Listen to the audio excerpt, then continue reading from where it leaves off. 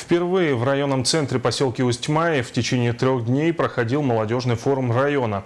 Форум стал площадкой для обсуждения проблем молодого поколения и разработки социально значимых проектов, которые будут реализованы в районе в следующем году. В торжественном открытии первого молодежного форума приняли участие 84 делегата из всех муниципальных образований Усть-Майского района. Цель его – активизация молодежи района, объединение и поиск новых творческих идей, чтобы они активнее участвовали в социально-экономическом развитии района, в его политической и общественной жизни. У нас здесь на спортивной площадке в поселке Усть-Май разбит лагерь.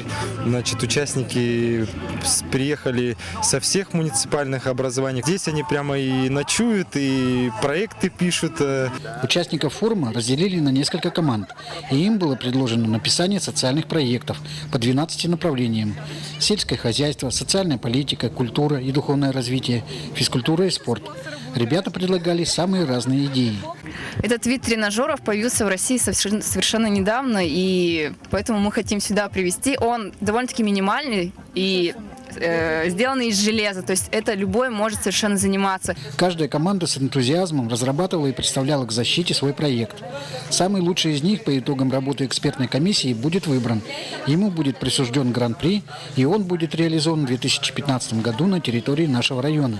Сейчас у нас очень хороший, большой потенциал развития нашего Усть-Майского района, и нам нужно вовлечь в это дело молодежь. Поэтому может быть их один социальный проект, и надеемся, что их будет несколько, да, они будут настолько интересны, да, и поэтому мы будем их реализовывать, потому что это инициатива снизу, да, самой молодежи.